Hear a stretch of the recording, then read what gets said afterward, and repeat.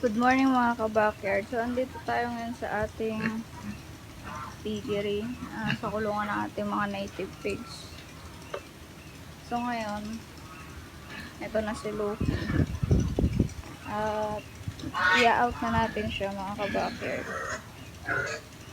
Kasi hindi na natin siya magagamit dahil itong dalawa nating native, positive na yung isa natin dyan.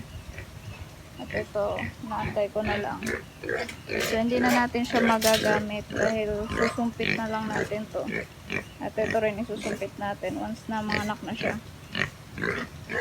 So, matetenga si Luffy dito ng 6 months. So, gagastusan natin, expenses. Tapos, di naman natin siya monthly magagamit. So, ibebenta na lang natin to mga kabaki. So, ayan na siya. 7 months. 7 months old siya. Ibebenta lang natin to ng nasa 6.5. So, hindi na lugi yung makakakuha dito dahil malakas siyang sumampa.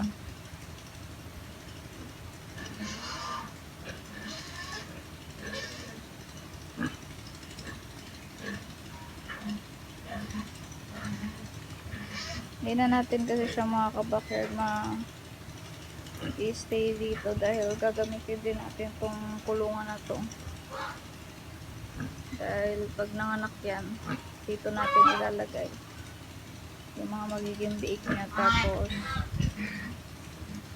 sumpit na lang dahil mura lang naman yung semen dito sa amin. 400 lang per bottle. So, mas makakamura kaysa may alaga tayong bulog. Dahil dalawa pa lang naman din itong ating inahin. So, malulugi tayo mga kabakir kapag may bulog tayo.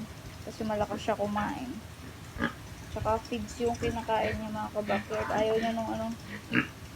Ayaw niya nung pinapakain ko dito sa dalawa na darak ng mais tsaka darak ng palay. Tapos meron lang konting developer feeds. Ayaw niya ng ganun. Gusto niya pure. Ayan. Ang pinapakain ko dyan sa kanya, pure grower yan. Grower feeds. So, mabubutas ang busa ko dito sa barako natin.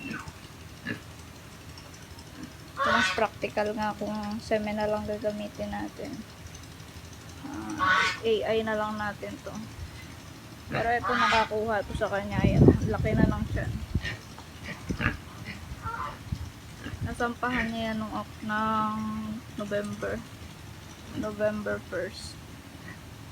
Tapos hindi na yan naglanding ngayong December. Pero nagulat ako kasi sinasampahan nito, hindi naman siya naglalandi. Etong isa naglandi dito ngayong December. Pero sinumpitan ko yan. Pinasumpitan ko.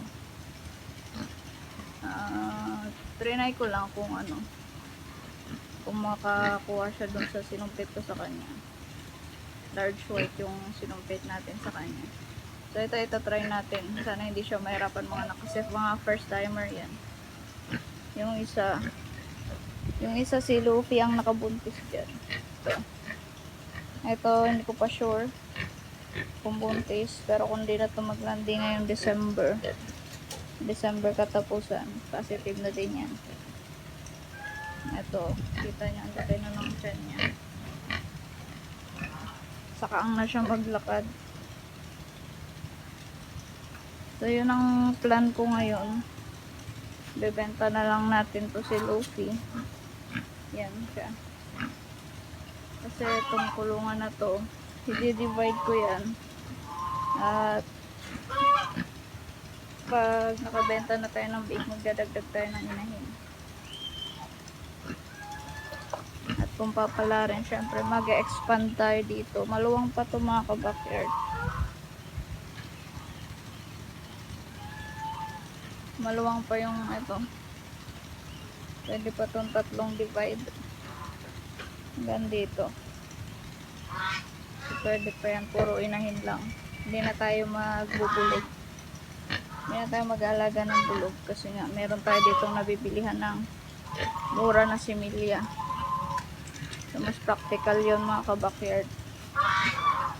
Kasi kung iisipin natin, kung ikikip natin to si Luffy,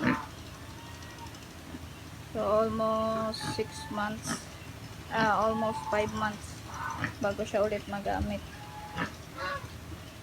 Maganda sana mga kabakard kung meron tayong mga 5 inahin tapos isang bulog. Kaso 2 pa lang naman yung sinimulan nating inahin.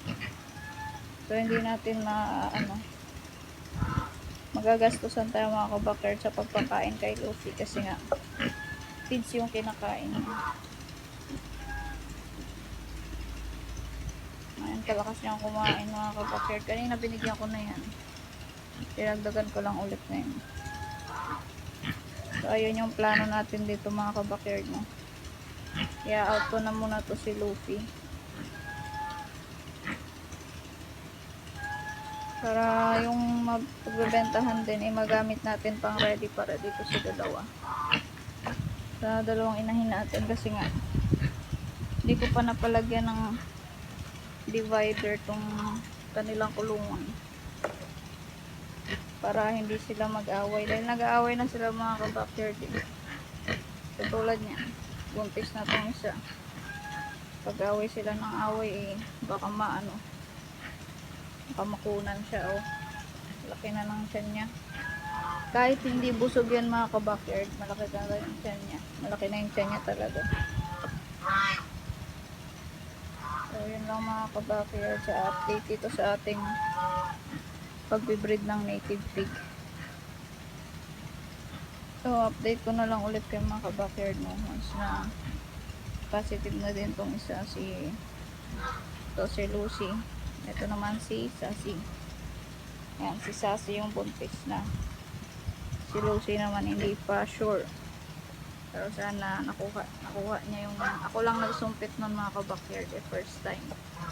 First time ko siya i-AI. So sana nakakuha, no. Pero kung hindi, ulitin na lang ulit yung pagsumpit. 400 lang naman mga kabackyard. So, yun mga kabackyard, thank you sa panonood. And don't forget to like and subscribe na rin mga kabackyard sa ating YouTube channel.